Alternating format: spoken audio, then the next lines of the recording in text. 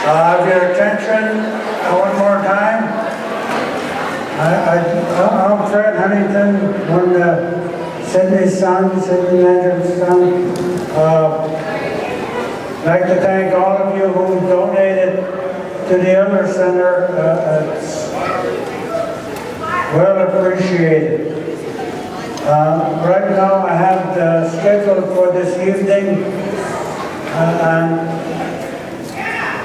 I hope you could all hear me well.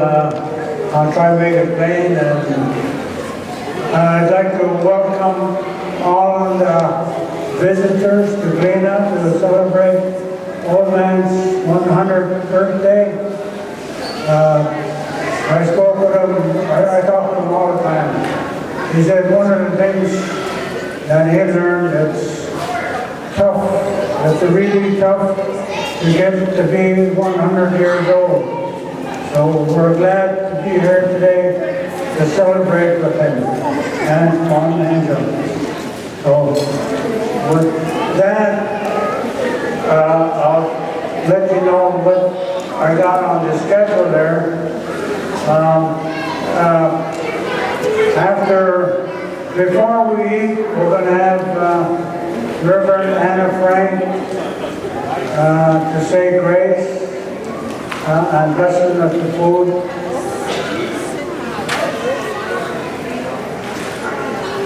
This is Agnes Rose, EMCE.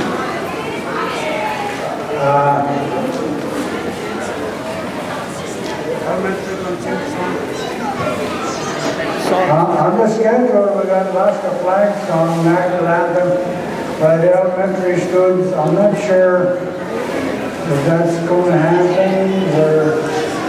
We're working on it. And there's a presentation from Senator Sullivan, which will be during the slideshow. We're going to have a slideshow over here. And so, the reading of the letter from Jim Redding. I'm not sure who's going to read the letter. And there's a Doyon Limited and a City of Galena presentation. Also, I think the Doyon Limited will be presented by Shirley Cleaver. And probably somebody from the city will do the city. And also a composed song by Tristan Madros, one of our young Galena students that sings native songs, and he's rather good at it. I mind you that, this is an honor for all of us to have the birthday party. And then we'll have two speakers. Patty Norner, who's a resident and the son of Edgar Norner. These are traditional chiefs. He'll come up here. And then along with Beth Buchanan. And then a special happy birthday by Milo, Zac, and Tammy. We'll do a special happy birthday to Grandpa Seth and a slideshow and a speech by the birthday boy. And following the program will be a dance organized by Youth on Jamboree Committee.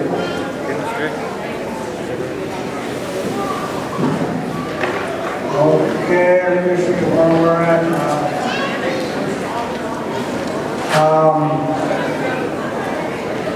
Mrs. Coons, Debbie Coons will appreciate the national anthem by the elementary students. Are we ready for that one? Here, we'll turn the mic over to her and say grace. That's it.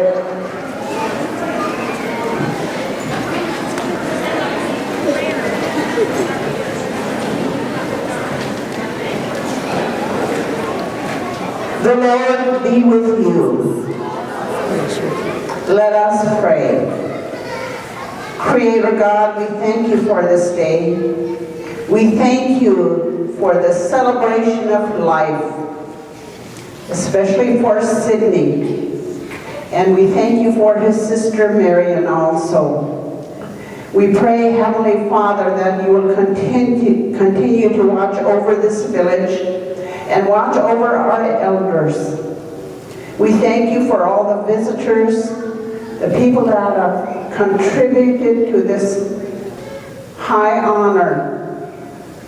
And bless this food to our use and make us mindful of the needs of others through Jesus Christ our Lord.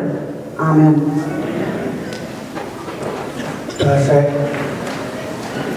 Now, I think with that, we'll have all family and friends help serve the food. Songs, the national anthem and Alaska flag, if I got that right. And then after that, there'll be some presentations. Some letters that Dad received. Are we having a video from Senator Sullivan? We are. Is that ready? Okay. And some other correspondence that he received. Then we have, and I haven't met Sarah Mitchell yet, but she's here from Winter Bear. And our own Shirley and Erica from Doyon. And then the city of Galena. John Portamayor and Shonda Huntington.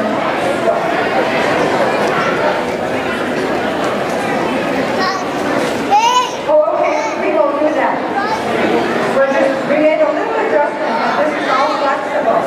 Then it'll be the Gila Native Dance Group. Following John and Shonda. And then there is a special song that has been composed by one of the students, Tristan Madros. And after that,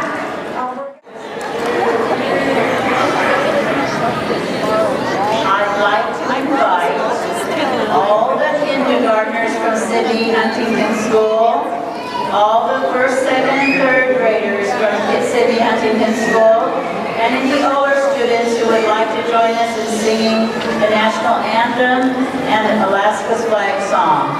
So come on down, kids.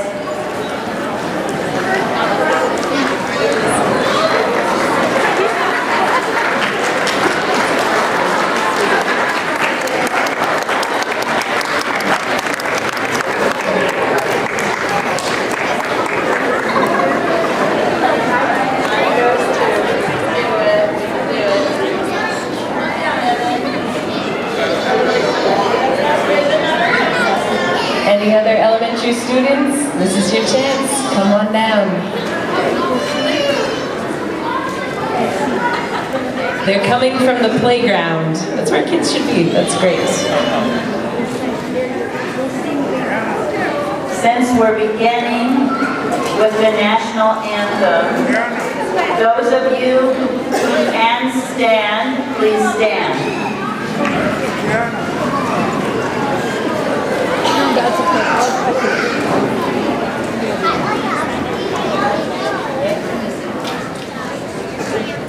I'll get behind you.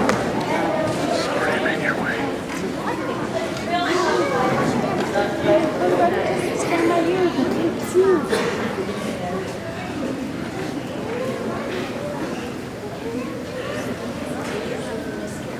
He's going to move up with us.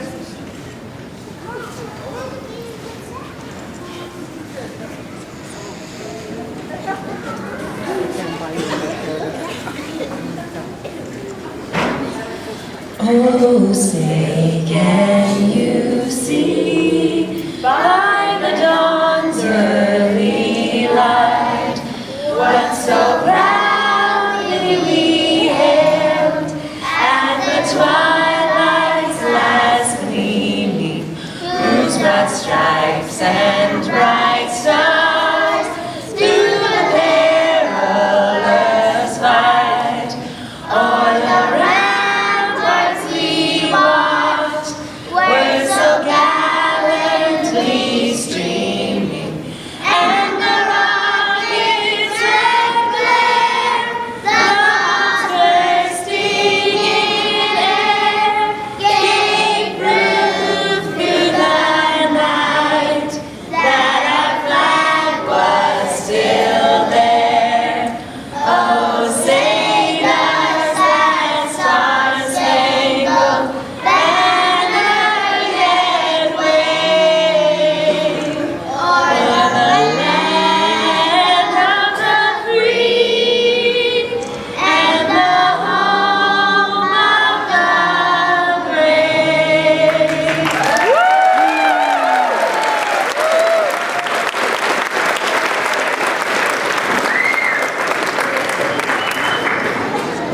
Some of us have learned to sign the Let's the Flag song in ASL, so we'll be signing it.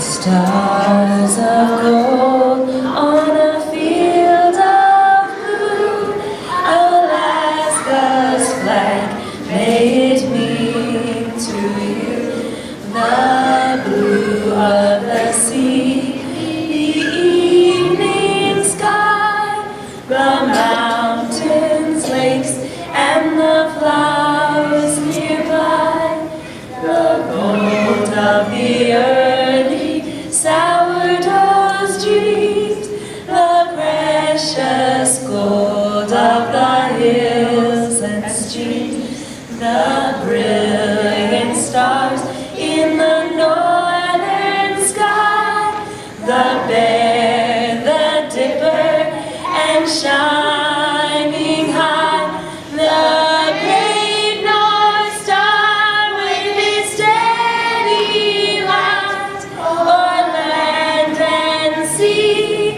a beacon bright, Alaska's flag to Alaskans dear, the simple flag of the last frontier.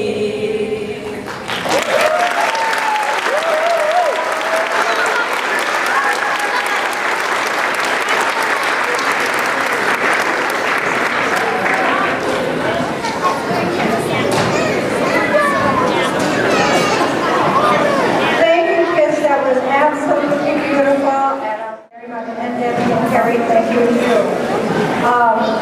And now we have some letters that Dad received that he was, pretty excited about. And I asked Charity, his granddaughter, if she would read them. The first one being from our president and his lovely wife, Michelle Galena.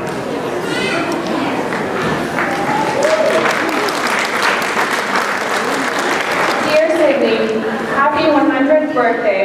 We are delighted to join your family and friends in sending our warmest wishes on this milestone. Through the years, you have witnessed extraordinary moments in our nation's history and seen the immense progress that can be achieved over the course of a century. We trust you take enormous pride in all you have accomplished and in the ways you have touched the lives of those around you. Again, happy birthday. We wish you all the best. Sincerely, Barack Obama and Michelle Obama.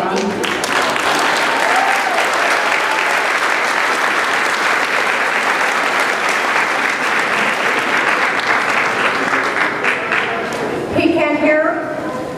Okay, see, how's that? Can you hear me now? Can you hear me now? It's picky? Ticky? Oh, ticky, tick. Come on, somebody must know something about this. John Buchanan, where are you? Actually, if he's closer that way because the base station's in there, so he's back where he was at, it's probably better. Oh, he moved too far up. It's better if you're back. Yeah, and probably people's size of our hours there. Your cell phone's on airplane mode. It's better if you put your cell phones on airplane mode, then you can hear better. That's what that tick tick tick. Got that? Cell phone on airplane mode. I got one someplace too. Okay, testing, testing, testing, testing.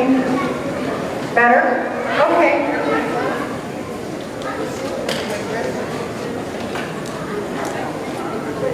Okay, how's that, Dad? Is that better? Okay, you hear some of it? Okay. And Dad also got a letter that was very special to him from his very dear friend, our Senator Lisa Murkowski. Dear Sidney, I was delighted to hear you will be celebrating your 100th birthday this month. I join your loved ones as they celebrate you and your rich history in Galena. Your commitment to passing along your rich traditions will live on in the many lives you have touched in the community. It must be fulfilling to have reached this milestone in your life and know you have raised a loving family, accumulated devoted friends, and enriched the community. Vern and I wish you many more years of good health and happiness. Sincerely, Lisa Murkowski.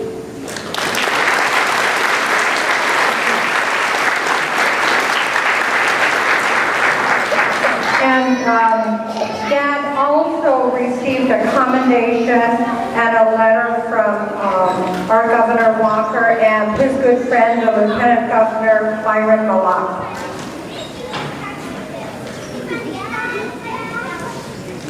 State of Alaska Commendation, awarded to Sidney Huntington in honor of his 100th birthday and in appreciation for significant contributions to the successful and sustainable management of Alaska's fish and game resources over many years of public service with the Board of Game and Fish and Game Advisory Committees. And the letter. Dear Mr. Huntington, happy birthday and congratulations as you celebrate 100 wonderful years of life today. As President Abraham Lincoln famously said, in the end, it's not the years in your life that count, it's the life in your years. 100 years is quite an accomplishment. The positive impact your life has made on Alaska and on younger generations of Alaskans is nearly impossible to calculate. You have overcome hardships and challenges, and your life is an inspiration to many both inside and outside of Alaska. We are both deeply grateful for your contributions as a pioneer and the many years of selfless public service you have given, the practical knowledge and wisdom you provided through nearly 20 years of service on the Board of Fish and Game, through the administration of 6 governors, shaped Alaska's sustainable management policies at a crucial time, creating opportunity for current and future generations of Alaskans to benefit from our fish and game and to feed their families. On your birthday today, and always, we hope you continue to live life to the fullest and surround yourself with those you love and the things that make you happiest. May your birthday be special and filled with joy. Sincerely, Bill Walker and Byron Malak.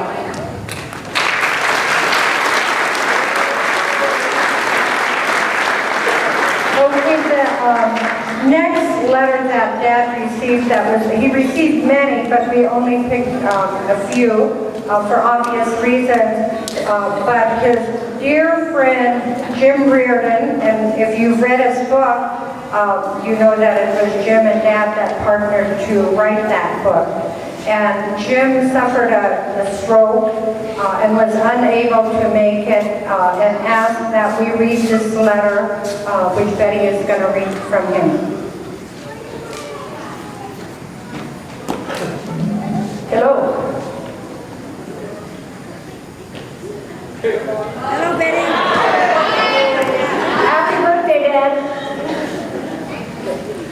Dear Sidney, congratulations on reaching your 100th birthday. You can look back on your life with wonderful memories. You have seen more changes in your life than almost anyone else.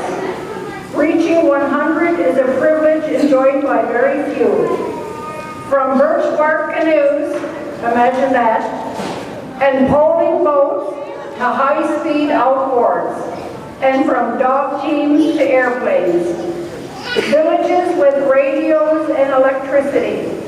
Modern medicine, including heart surgery, which you experienced personally. Canned and frozen foods. Years of starvation or near starvation. You have made a tremendous difference for hundreds of Native boys and girls and seen to it that education was possible for them. Galena's school system is a shining example and a tribute to Sidney Huntington. You have personally spent thousands of dollars in order to advance education in rural Alaska, especially in the Kaiko country. Your contribution to Alaska with 20 years of service on the old Board of Fish and Game and the Board of Game can never be easily measured. But those of us who were involved regard your efforts as those of a giant. There are many regulations on the books today aimed at preserving fish and wildlife throughout all of Alaska, in which you had a major part. The honorary doctorate you received is only token of appreciation for your contribution to the state and territory. As an elder among natives of Alaska, you have been influential in more ways than I can sum up in this very brief letter. I know for sure that when you when you spoke, and today as you speak, your words were and are very carefully listened to and almost always regarded with appreciation.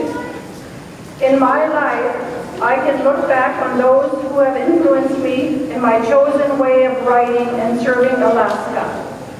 One person stands out above all others in having influenced the direction of my life, and this is Jim Reardon talking. That person is you, Sidney. I have never been able to tell you how much I've appreciated your friendship and your guiding principles. Thank you, my friend, and may you have many more birthdays. At least many more days. So happy birthday, Jim Reardon.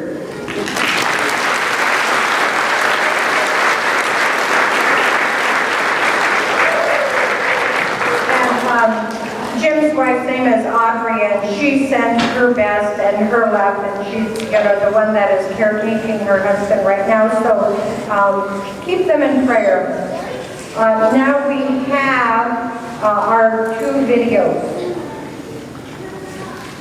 It'll be all with the slideshow. Oh, okay. Wait. Okay, we're fine with that.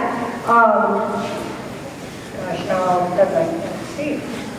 Okay, if we can now have our own Shirley Cleaver and Erica Frankson from the Doyon Board of Directors do a presentation from Doyon Limited, of which Dad is a shareholder.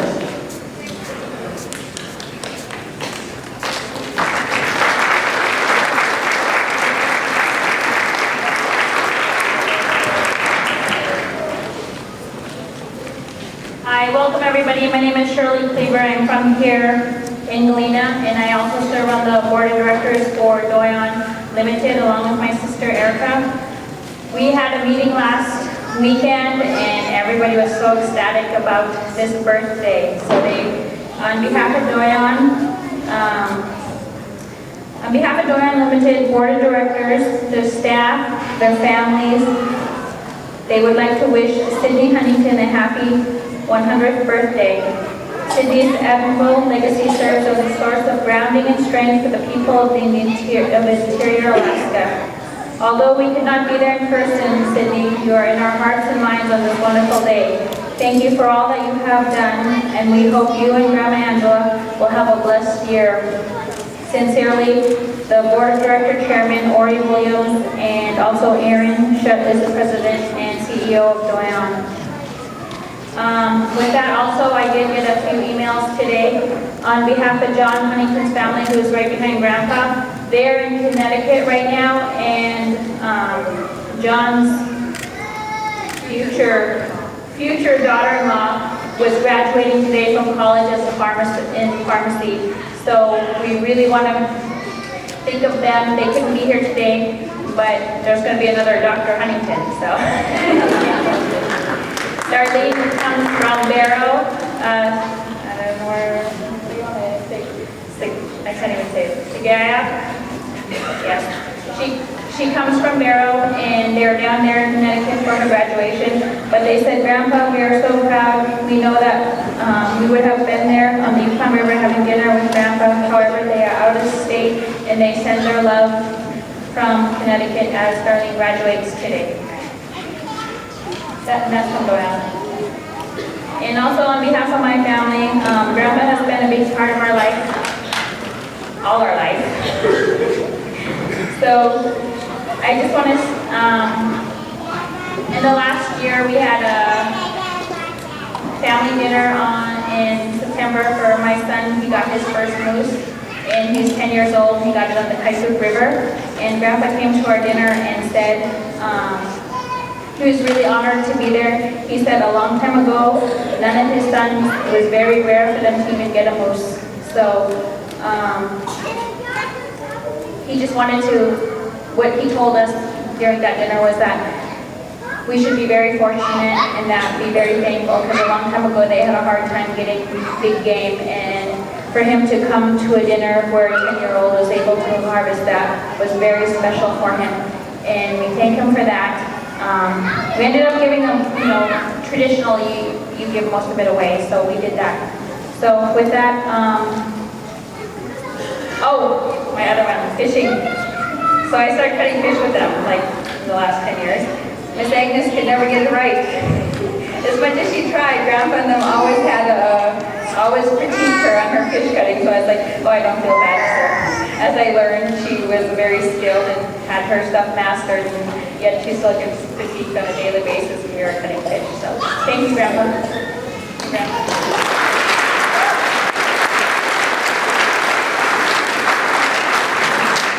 Thank you, Shirley and Erica. I think that was just so fitting, he was very good friends with their grandparents, Mom and Dad, Evelyn and Sandra, but also Dad mentored their father, Joe Weaver, and really worked hard and supported them through their education as well. So thank you very much. That's very special that you two girls or women, excuse me, will be doing that presentation. And now we have a special commendation and presentation from the City of Galena by John Corda, our mayor, and our own Shonda Huntington, our city manager.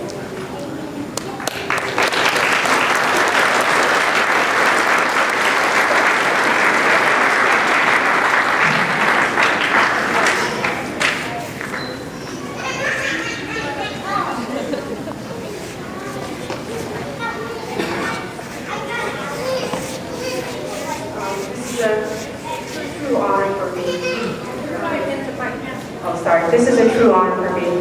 Bear with me, I'm a little nervous. In 1963, Sidney Huntington and his wife moved their family to Galena so that he could take a steady job as a carpenter from the U.S. Air Force. Sidney's older children attended school at Mount Edgecombe. It was always extremely important to Sidney for his children to be provided with a good education, but to have the ability to live at home. Sidney was very instrumental in establishing the Galena City School District by moving away from the state-operated school system. He served on the school board for 21 years, and in 2005, the Galena City School was renamed the Sidney Huntington School. Education has always been his passion. He is a strong advocate for education at the national, state, and local level. He also understands that times have changed, but he also never forgets his native traditional values. Many of Sidney's children and grandchildren have gone on to achieve higher education after high school and carry on the same enthusiasm and importance of education that he instilled in them. Sidney has really surpassed his already excellent leadership capabilities. He served 17 years on the Alaska State Board of Game. He is known publicly for his determination and the ultimate success in fighting for good management that would benefit not only Alaska natives, but all Alaska residents. He is a proud author of Shadows on the Kaitla. Sidney received an honorary doctorate from the University of Alaska in 1989. Sidney was very successful in both the business world and the traditional way of life. His lifetime, he has built boats, he has owned and operated a fish processing business, a coffee shop, a snow machine shop, and several rentals. He passed on his skills of building fish reels, trapping, and living a subsistence lifestyle. He has earned the respect through accomplishments and experiences acquired over a lifetime, and he passes on lessons learned to the younger generation. Sidney lived through many difficult and harsh situations in his lifetime. He lost his mother at the age of 5. He and his late brother Jimmy, late sisters Elsie, Ida, and Marion were sent to Anvic Mission. Later, he and his brother Jimmy attended the Bureau of Indian Affairs School at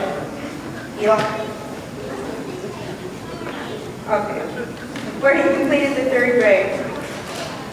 When he was 12 years old, he returned to help his father on the travel line at Falls River, where he learned many essential subsistence skills.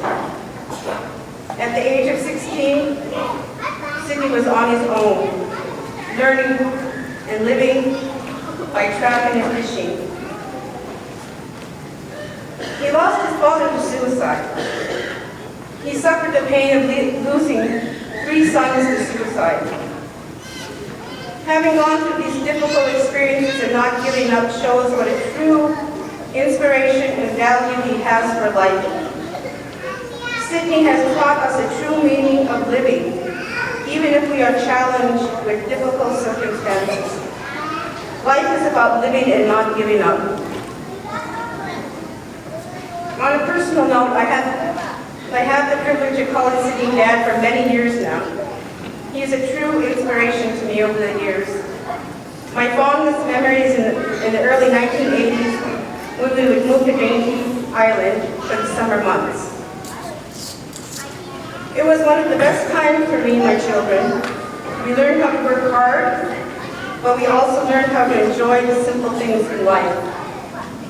Over the years, Sidney has gone above and beyond the duty as a leader in his extracurricular responsibilities, has made an everlasting impression on the community of Galena and his family.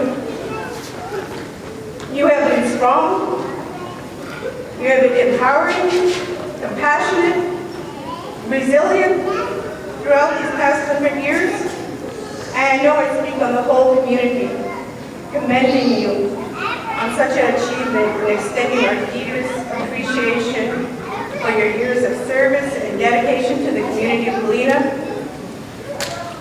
I just want to thank you, Dad, for always believing, having hope, and never giving up. And I love you dearly. Happy birthday.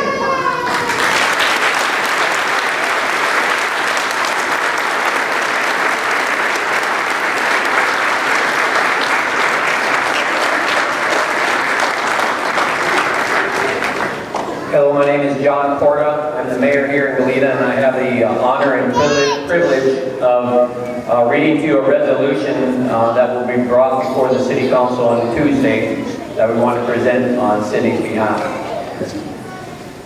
Whereas Sidney Huntington moved his family to Galena in 1963 to take a steady job as a carpenter with the U.S. Air Force, but mainly he wanted a better education for his family.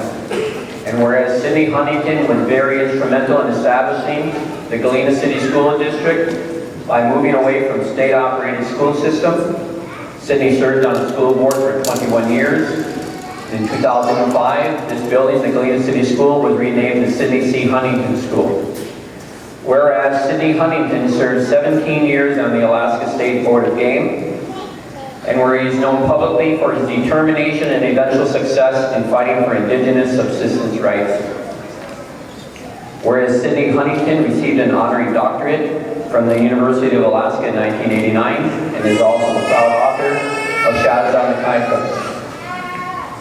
Whereas Sidney Huntington was very successful in both the business world and traditional ways of life. In his lifetime, he built boats, he owned and operated a fish processing business, a coffee shop, snow machine shop, and several rentals. He passed on his skills of building a fish wheel, trapping, and living a subsistence lifestyle. Whereas Sidney Huntington exhibited the importance of education and has been quoted as saying, "I lived a long life and have seen many changes in Alaska. Education is the key to making a good life for yourself. Get involved in your community." Whereas, bear with me, he's lived 100 years with a lot of whereases. Whereas Sidney Huntington has earned respect through experiences acquired over a lifetime and continues to pass on lessons learned to the younger generations. Sidney has a deep passion for education and understands times of change, but he never forgets his native traditional values. Whereas the City of Galena wishes Sidney Huntington a very happy 100th birthday and extends our deepest appreciation for his years of service and dedication, not only to the community of Galena, but the entire state of Alaska. And then this will be presented to the City Council next Tuesday. And if I could just real quick, as Mayor, add a personal note. As a small business owner providing lodging for guests in our community and for the last 15 years, and more recently as mayor, I've had the opportunity to meet a lot of people who have come to our community. And a very high percentage of those folks comment on how nice a community we have here, and how friendly the people are, and what good energy there is here. And of course I smile and nod because they're right. We do have a really nice community here. I also believe in the ability of one person to make a difference, to lead by example, to inspire others. No one's perfect, for goodness sakes, we're all human. But I can't help but think that 100 years of living and leading and inspiring, of falling down and struggling sometimes, of getting back up to learn and try again, has had a lot to do with the kind of community we've become. And that if one person inspires someone, and they in turn inspire another and another, pretty soon, collectively, we're all inspiring each other. And we're all doing our part to make our world a better place. And pretty soon, before you know it, you have Galena, a pretty darn good place to call home. Thank you, Grandpa Sid, for all that you've contributed to our community, our state, and our world all these many years.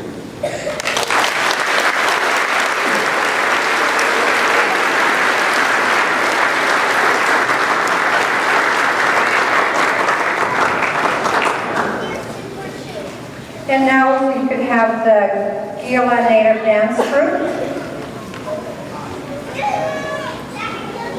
Here they come.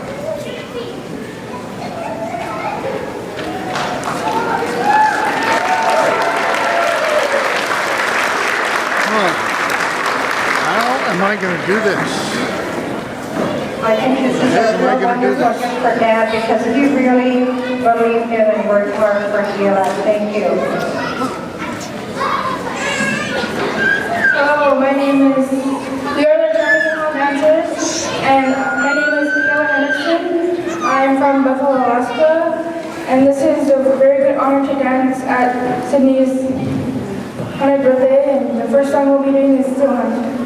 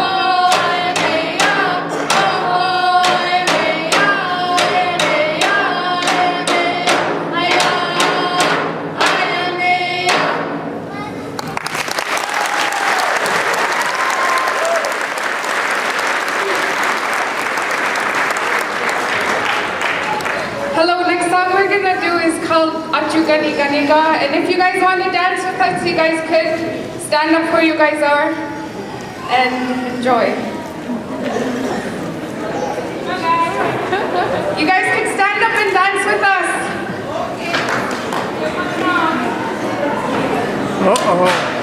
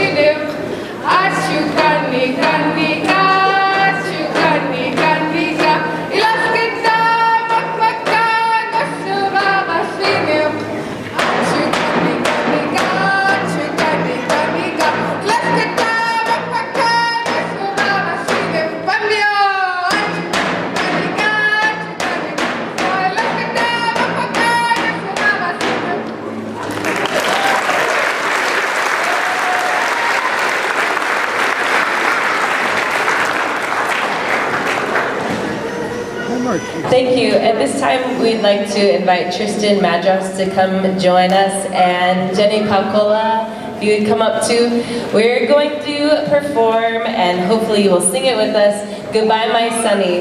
So Stan, this is our last song, and it's an invitational, so get on your dancing shoes. We're going to do Goodbye My Sunny. Here's Tristan, and here's Jenny. Excellent. Come on up. Or you can dance where you are, but there's plenty of room up here for you.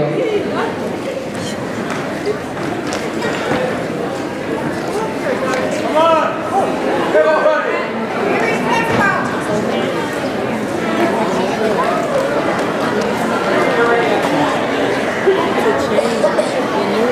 Oh, you stand in the stand that says Lord. Oh, you stand in the stand that says Lord. Hey, goodbye, my Sunday.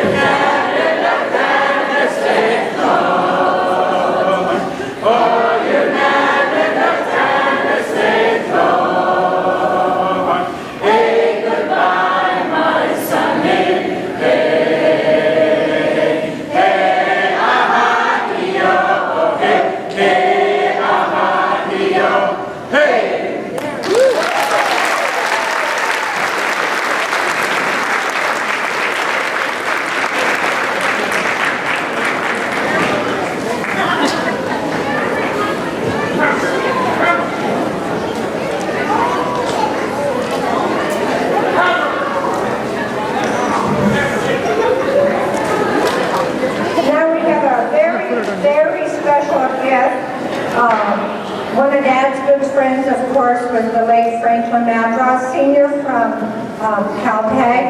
And God bless Tristan, and he has some help here. But Tristan composed a song to honor Dad for this event. And I think that is just beautiful. So thank you very much, Tristan. We're very, very proud of you.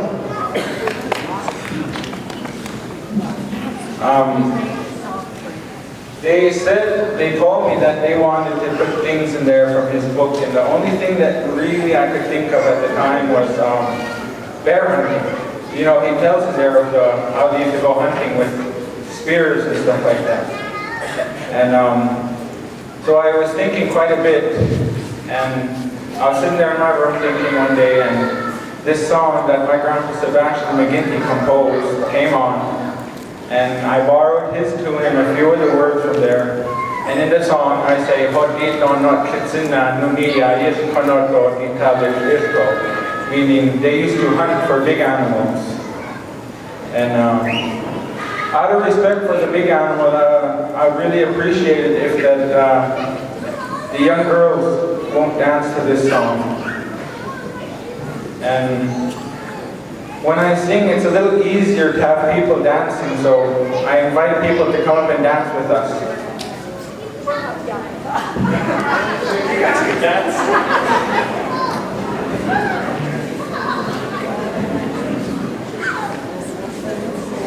Come on up and dance. Okay, I asked my stepson cousins to stand up again. And I sort of made it a little speedy with the drum and make it celebratory.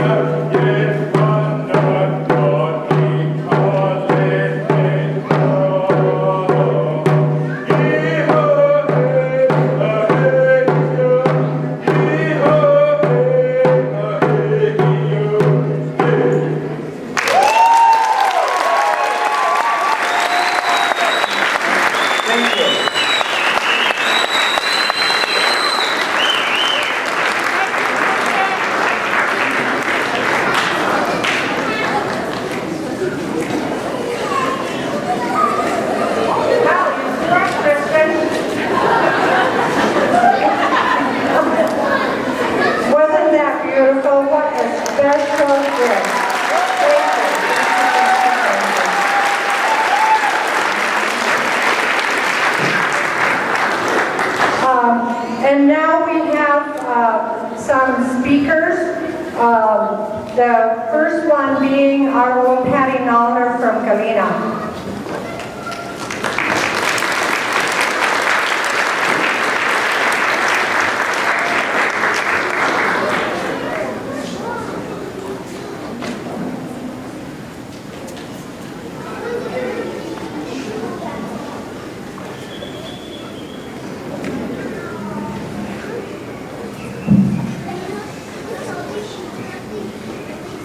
First of all, I'd like to say that this school here, this gymnasium, is to make people happy, and that's what's happening right now. Everybody having fun and enjoying themselves. You've seen this a great man being 100 years old today. I seen one person years back. His name was Big William, and he was in that area 200 or more. And it took us one whole week to put him away because being in January when he died, or I think it was maybe early December, and he was 40, 50 below. But I'm honored to be here, to be talking, and glad to be here with Sidney. Because I know Sidney for many years, back in the 40s and the 50s, and got to know them. The family, I had an honor to help his son and dog races and stuff like that. This family is a big family. They're great people. And the other person that I got to know I was born right here in Galena, the old town Galena. So I'm one of the originals. I was born here in Galena years back. The other person that I got to know, Jimmy Huntington, that's Sidney's brother, and I learned a lot from him on hunting. But Sidney, I only know him as when we started building Galena, or what it is today. And Sidney was one of the best person I ever seen talking on microphone and talking to people. He was not afraid to put his point out to anybody, federal people or state people. He just said it as it is, and he got to his point. And after he get through talking, it was so quiet. But that one of the best people I ever make a speech like that and make the people listen and be quiet. So I did moved here in the early 60s. And Sidney was an all-around person, I would say. He was a carpenter. One time this lady came up from Kaiko, picked him up in the morning, and she came up in the morning with a boat with some people. And then Sidney was working on a building, frame house. It turned out to be I think it was a coffee shop, coffee cup, you should call it. But you know, he gets started about 5 o'clock in the morning or so. 11 o'clock at night or 12 o'clock at night, he's still hammering away.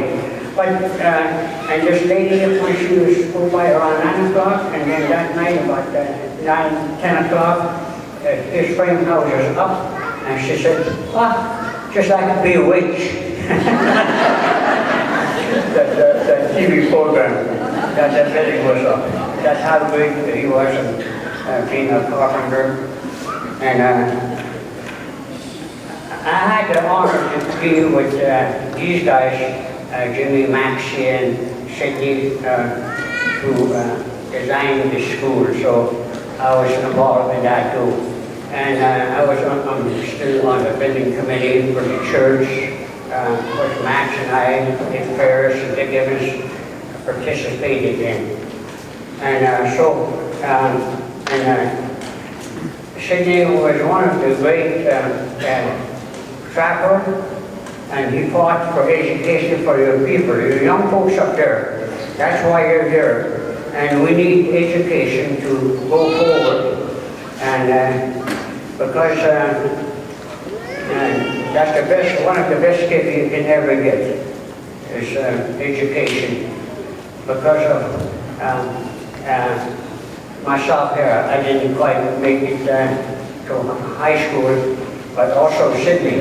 But Sidney was a third grader, but then he fought for what he was fighting for.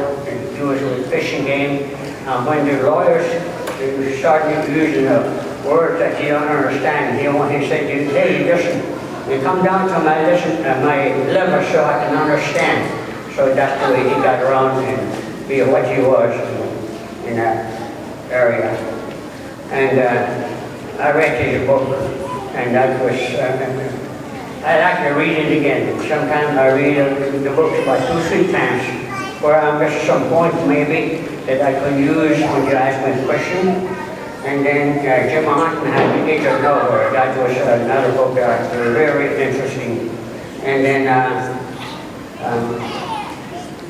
okay, so this way I get to be with Sidney up at the Ellery Center, sitting down on the table, enjoying the good old stories of years ago and past, the hard time they had. And what year sweet salt came in, chainsaw came in, moose came in, all that. He got all that with him. So when the older people pass away, there's a great gift that go with them. So that happens in every village from there. I had the honor to be sitting down with him, and we enjoyed him. And Alfred is one of his best buddy, partner in playing hands. And he just called today and said he's not going to make it, but tell him I'll give him $5 when I get the chance. This guy is a great guy.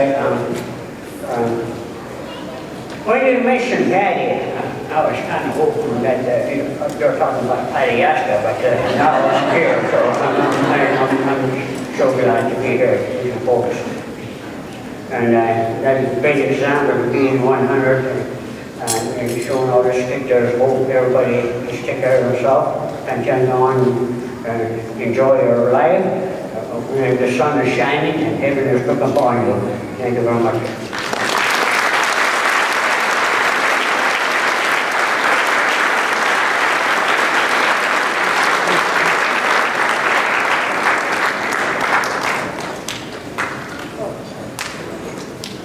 For Patty's efforts in being a family friend, we're presenting them a jar of salted belly, pickled bellies that came from the contest, but we appreciate what he said, so an appreciation from the family. Thank you. Right.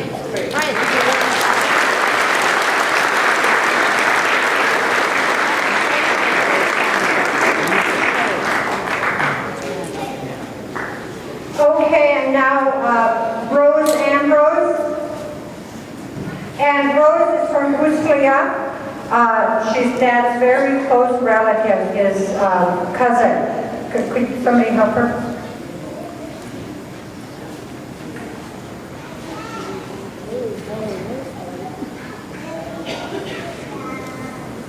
Testing, testing, testing, testing, testing, testing, testing, testing, nothing, weak, better? Okay, move it back.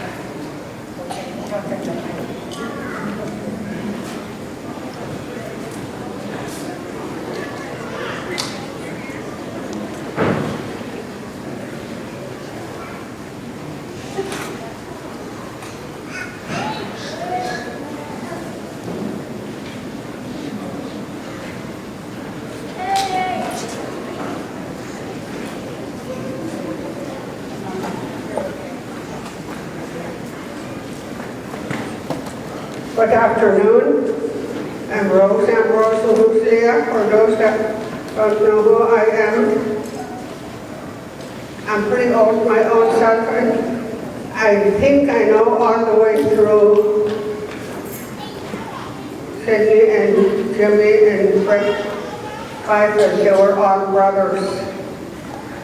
And their sisters too, we know. But his sisters was always far away. Anyway, what I'm trying to say is, Sidney told me that so many years back, supposedly, when he was a very young man, I think he was drinking and he beat up somebody. And the people, they talk and they said, Sidney, you're gonna die. Because he beat up that young man. He thought that this young man is a farmer or somebody who was a medicine man. And another man from way downriver made a statement that he said Sidney would be fine. He helped the poor people. And I thought that was just great when what I think I knew Sidney all the time, and I knew him as he was always doing something and helping the other people also. And I forgot what I was going to say now, but anyway,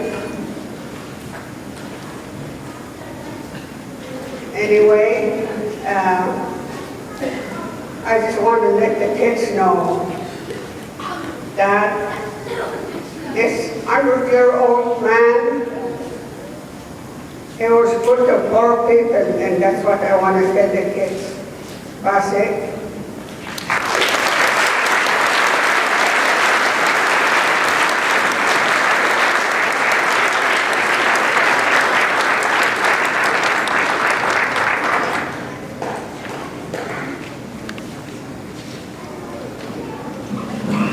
Thank you very much, Aunt Rose.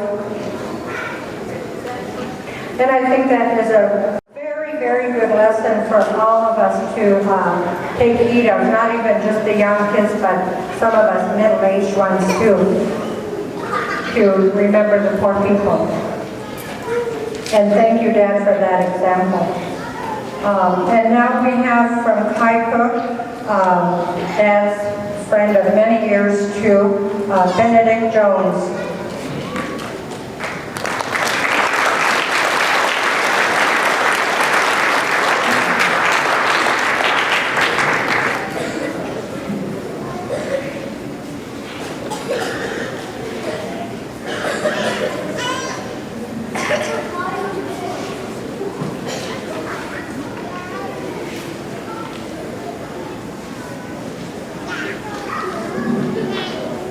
Great honor to invite me for Sidney's 100 years. And happy birthday. We lived a really good, long, kind of tough life at the early days.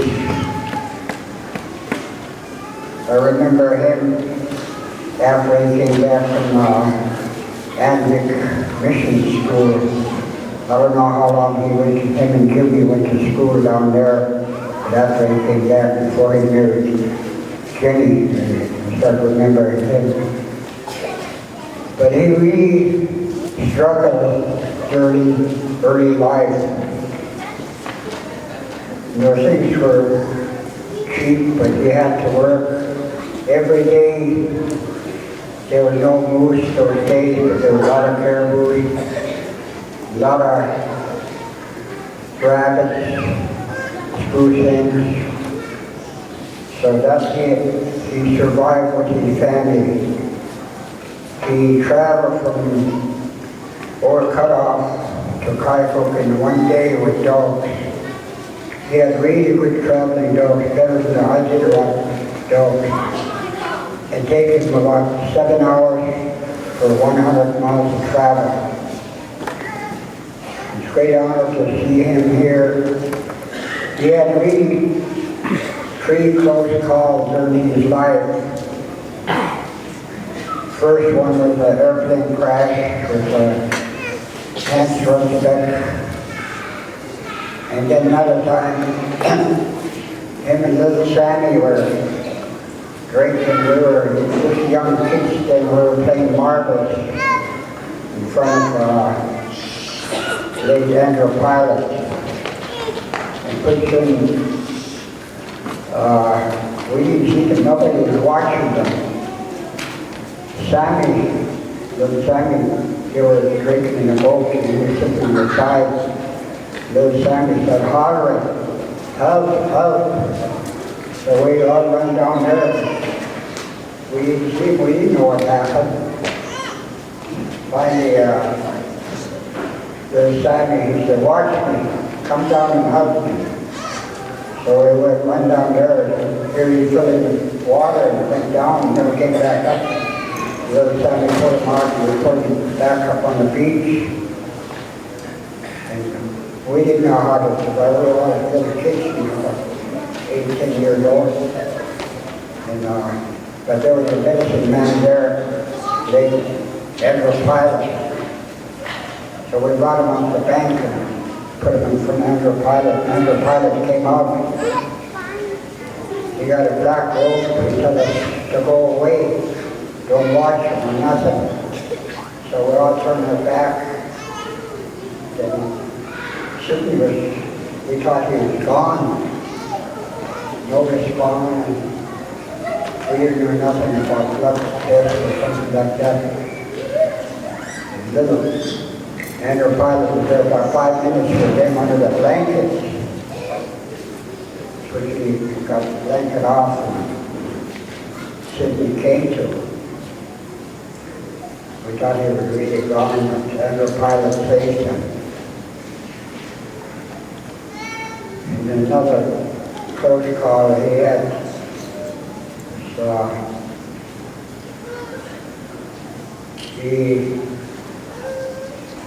I don't quite remember that one, but he had 3 close calls. But it's a great honor to me to speak about him. He was a really good trapper, and he self-taught about carpentry after he came back from mission school. He built a lot of boats, a lot of houses, and he worked here during the war for the last 5 years, building the air base here. In 1942, we moved up here. My dad stopped working for the construction store in Sydney. They worked for about 3 years, building all the air base, the hangar, and everything. So that's where he became a really good carpenter. Knowledge, he self-taught himself. I don't know what grade he went to school in, and probably 3rd grade, but our days, 3rd and 4th grade, we were taught we were really smart. Over the years, we picked up the knowledge about, so Sidney, he served 17 years for the Board of Aid. But I really appreciate what he did for the Kaigo Control Unit area. Back in the early 60s, before he became on the board, there was thousands of hunters up the Kaigo River, airplanes, boats, and everything, helicopters. And I'm glad that Sidney introduced a resolution to limit no airplanes on the Kaigo River. Agree to save our moose. And later on, after he got out, after I retired from the state, I became on an advisory board. We talk about the registration limits every year. The state fishing game try to do away with it, but we keep our resolution which Sidney brought up. Today we're still keeping it. That way we save all our moose, because back in 1937, I remember Sidney told me about it, so that was a really tough year that year. There was a lot of snow and no fish that summer. No kind of, no salmon, no king salmon, no dog salmon, no silver salmon. And all they eat is whitefish, seafish, and pike. But they survived on that. But I remember that year, we came, my dad and I and Mom, we spent out in Andrew Paul's Slough. We came down with the canoe, my dad and I. We got to Kaigo, but there was nobody there. Only Dominic and late John Evans, 2 storekeepers, who asked about everybody. He said, they're around the bluff. They call Tatsa. But I remember that all the houses moved, some were crushed. But I remember seeing the house.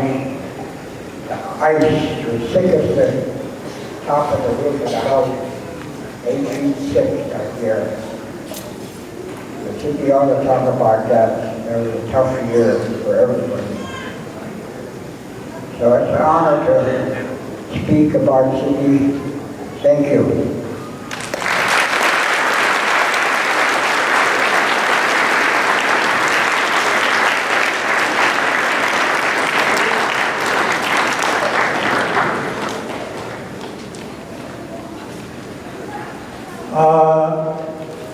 I want to thank Nick and honor him. We got one jar of pan sockeye salmon come from one of the cousins in Sitka, and it was a potlatch, so we want to present it to Nick. Thank you.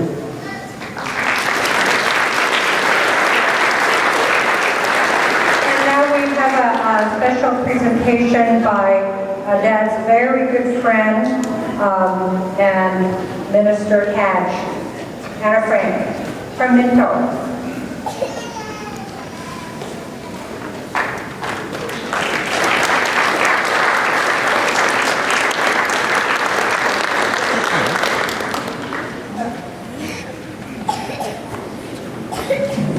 No, this is not my cave. It's an honor to be here, to see friends again. It's been a long time since I've been here. And Town of Chiefs is going to celebrate 100 years. I think Sidney was probably born when our chiefs got together in Nucleoid. And they talked about education. They talked about issues that are with our native people. When they met with Wickersham in Fairbanks, none of them had an education, only the native education. Sidney, someone said he went to 3rd grade. And yet, these men went before the educated men and tried to set some goals that our native children will have a better education. I would like to say, if this is not in your school district, Koyukon, that every student who is going to graduate from the Yukon-Kaikouk School District read Sidney's book and write about it. You young people, put your resolutions together and make this happen. We don't have to read about other people to be educated. We have to look at this man who turned 100 years old. He is our educator. You need to be proud of that.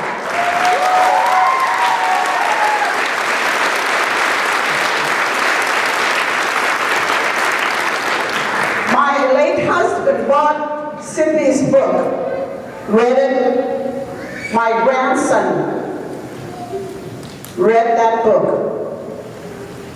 He was playing on Minto Lakers team. The team came to Galena. And Sidney told me this story. My grandson Gilbert saw Sidney on the bleachers, went up to him and said, I read your book. I am Richard and Anna Frank's grandson. And Sidney told me that was the first time a young person ever came up to him and say, I read your book. And it's an honor to shake your hand. That is what Native people need to do, is tell our young people, when you see older people, walk up to them and shake their hand, introduce yourself and introduce your grandma and grandpa. Because we all know young people but we don't know what family they come from. So it's important to teach your children that.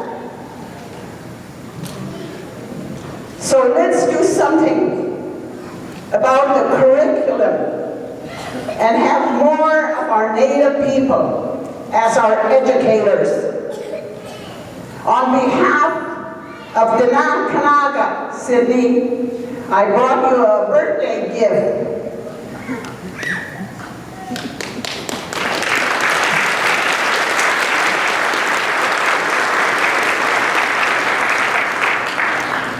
They didn't have money to send their first chief, so they sent their second chief, me. It's a beaded cross. You could hang in your, probably at the center. And a Dinakanaga shirt. Manny was supposed to bring this down, but he had a sick in-law and couldn't make it. And a cane. So you could walk a little more. It's been I have no idea. It looked like it came from Lake Minto though. It's an honor to be here. And Sidney has already made reservations for me to come back. And I will come back. Yesterday at church, some of you didn't hear what I had to say, but he has always made known to his family that he wanted an Episcopal service when he goes. He has honored Minto people because that was a Minto man, Matthew Titus, who made the steamboat stop because they didn't see people on the bank. And he said, there's supposed to be people in that camp. We got to go check it. And that's when they found the children. And he has always had respect for Minto people. I am honored, and I love this man. I love his family. I love his wife. They have been a good example. He has been a good example for all of us. All you have to do is look at him, and you could tell he has lived a life, probably made a lot of mistakes like you and I, but he learned from those mistakes and tried to make things right. Thank you so very much. Oh, I was telling you about in church, he told his family, if anything happened to me, I have to come down and do his service. One day I came visit a few years back, and I told Agnes, I need to go see your dad before I go home. And I went into the house, and he looked at me and he said, did I die? So I just love this man. He has been an example in my life. It wasn't kosher for women to get up and make speech. But all you young women, you learn how to talk. And you young men, you get up and speak. Speak with powerful words. Thank you.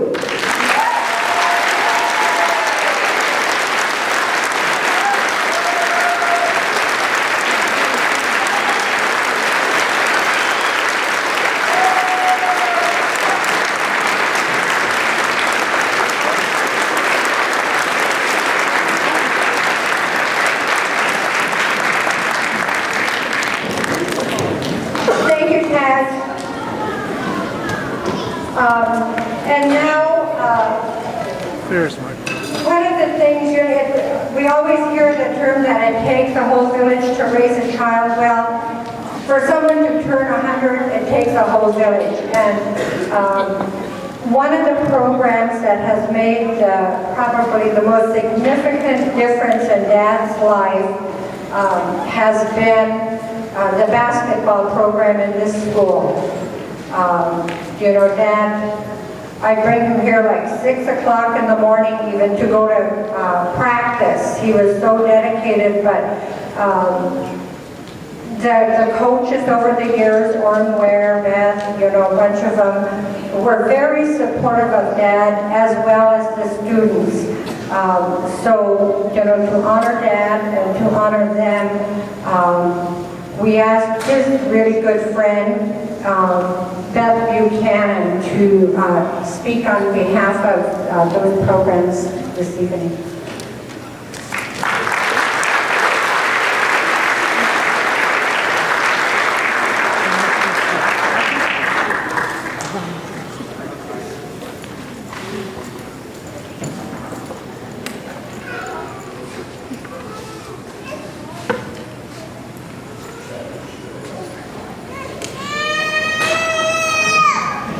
I'm not really quite sure why I'm last. I'm not going to ask any questions, but I think part of it is because Agnes knows I'm used to watching Grandpa fall asleep in the gym. And I wrote all this stuff down so that I wouldn't cry, but I will, and so that Grandpa could read it also. My name is Beth Buchanan, and 15 years ago, my husband and my family moved up here from Nolato. We were in Nolato for 8 years, and we've raised our family here. And we're very, very proud to call Galena home. Before we moved here to Galena 15 years ago from Nolato, I knew Grandpa Sid. I knew who he was. As a coach, I had been to Galena countless times for a variety of athletic events, including high school basketball, of course, and then some really great City League tournaments. I think our first City League tournament here, my husband and I were dubbed Ken and Barbie. Not really quite sure if that's a compliment. But Grandpa was always there. Center court, top bleacher, always right up there. It wasn't until we moved up here and that I started coaching here that I began to understand just how much a part of the school that Grandpa was. I didn't know what I know now about his dedication to education and the part that he played in making sure that the kids here and everywhere have access to the advantages of a quality education. The more time I spent with Grandpa, I knew God made me good at basketball for a reason. The more time I spent with Grandpa, mostly in the gym, but in the school too, the more I came to appreciate how much of him was invested in our children. For most of my years here, I saw Grandpa in the school every single day. He always wanted to know how things were going, but he was there. The kids knew him, and they could talk to him, and they knew that he cared. That concern extended into our athletic and extracurricular program always. Of course, basketball, because basketball is king in most of rural Alaska. There was particular interest in this gym. He loves basketball, really, really loves the game. And I think that anyone can see that. But what I want to talk about are the things that folks might not have noticed. And many people have come up and talked today about Grandpa in the early years, and I just really wasn't there. So I can't help you with that. But I can tell you what I noticed coming here. First thing that I noticed was that all the years I coached here, 15 years, I never, ever heard him shout. I never heard him holler at a player or tell a coach what to do. Not once. Now, in the gym during practice, that was a different story. He had his opinions, but he never shouted them out in public. Speaking of practice, it wasn't until recently that he ever missed one. Even when we had practice at 6 a.m., he was there to watch. When the boys and girls practiced back-to-back in the evening, it wasn't uncommon for him to sit through both. Sometimes he would take a nap in between, and I confess there were a few times that I did go and check his breathing, but not for very long. And I was very frightened for a long time that he might have his last moments on those mats back there. But he's still with us today. But he didn't want to miss anything. And I'm so grateful that he was here, because it was during those times that I really got to talk to him. And I really, really got to learn from him. Interestingly, though Aggie speaks about how much he cared about basketball, and he did, our conversations weren't very often about basketball, but they were about the kids. He always wanted to know how the kids were doing, if they were working hard, if they were coming to practice every day, what they had done in the off season. He wanted to know what else were they involved in. Were they running? Were they skiing, wrestling? And how are their grades? He always wanted to know how are their grades.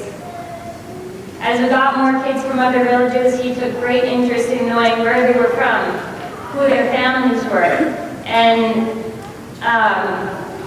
how they did in school. And I know that it's been really hard for Grandpa in the last few years as his hearing has declined. But I really used to get a kick out of our private conversations that we have over there on the bench. Sometimes about kids and what they had been practicing and what they obviously hadn't been practicing, but a lot of times it was about the coaches and what the coaches should be doing. And he thought they were private, but he talks kind of loud, and nothing's really private in the gym. So we all learned a lot from Grandpa, and I always appreciated that. He never censored any of his opinions for anyone, and not even for me. I got more than a couple scoldings over the years.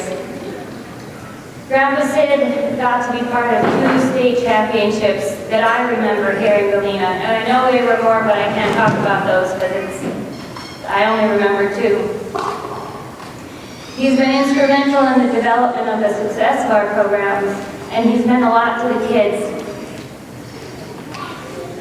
It meant a lot to them to have him at practice. He would call them over for a word of encouragement or even a scolding at times. He was a constant reminder that excellence was not just obtainable, but it was an expectation. When you're in this gym, you are expected to be your best. He's a big fan of hard work, we all know that, and he wasn't afraid to point out laziness or selfishness. He called the kids out on it. When we asked him to, there were more than enough times when we asked kids to all gather around so Grandpa could give them one of these. And he did it with pleasure, I'm sure.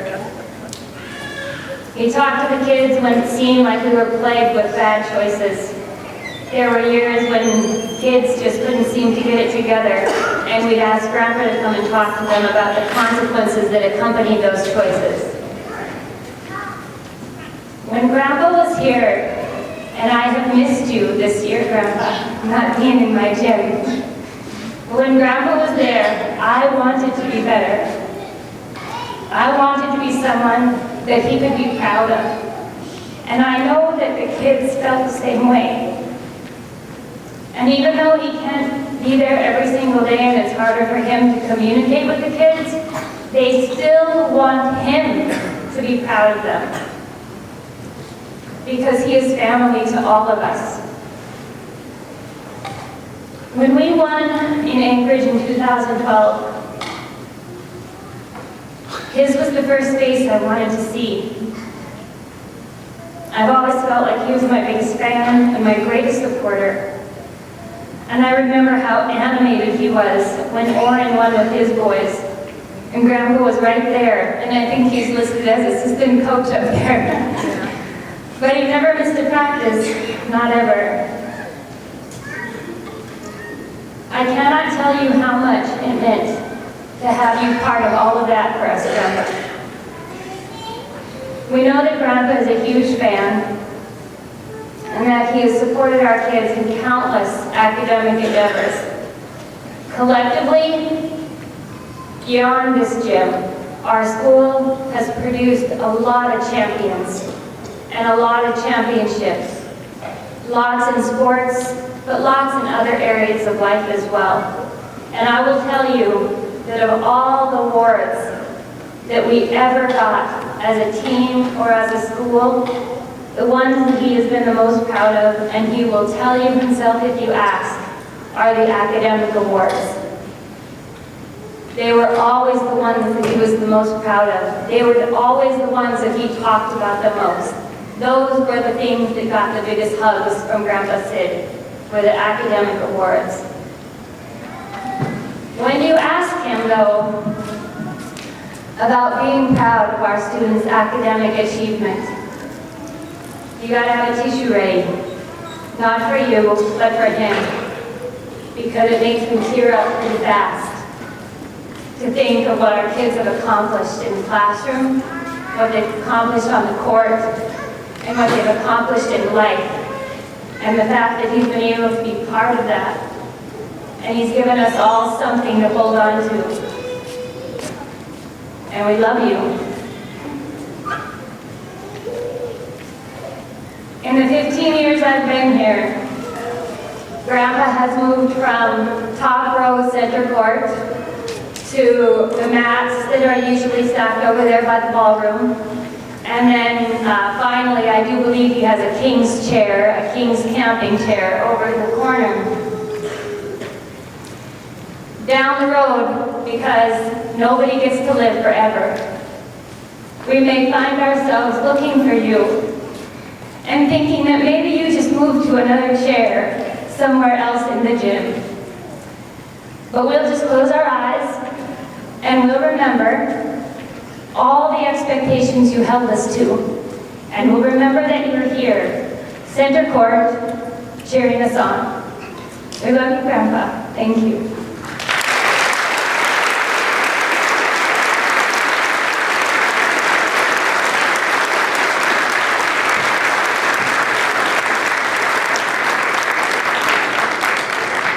Thank you, Beth. And then all of the people.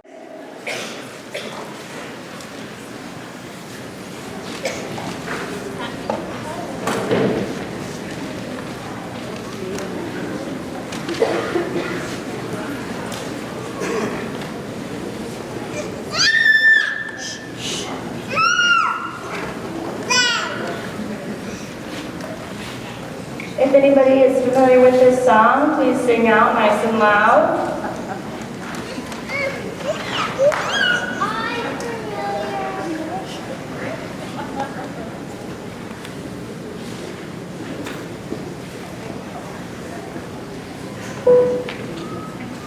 This is Zach's debut on the violin, so thank you for listening.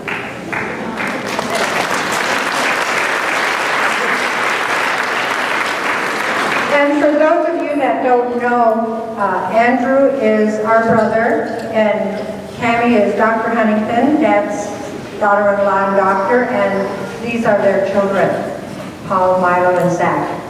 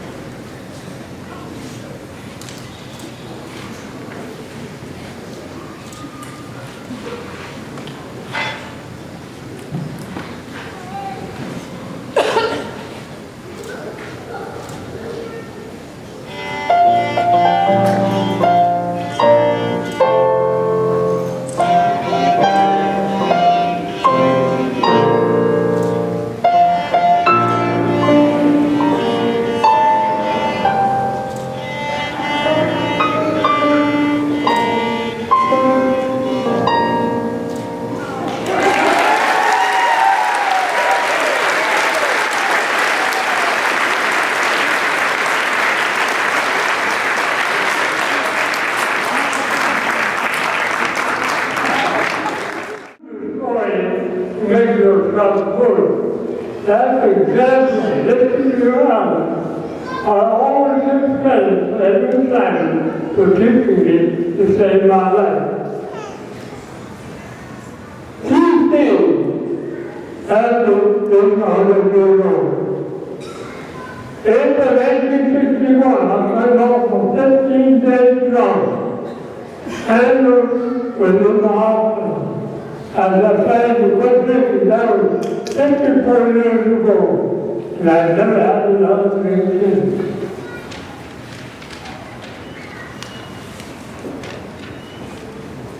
I entered the CIA hospital in 1955 for the murder.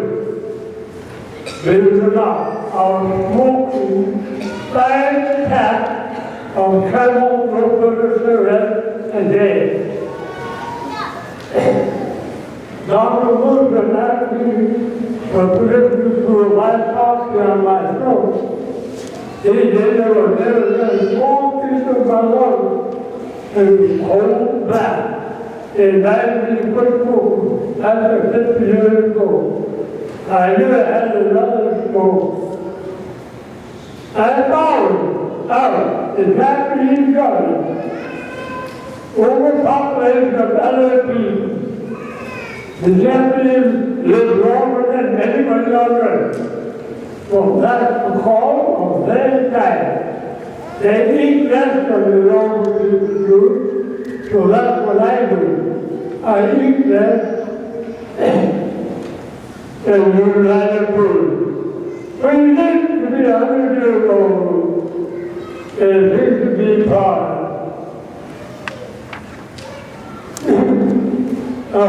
For my women, and then I also get it from the grammar for people to work. I'm proud of it.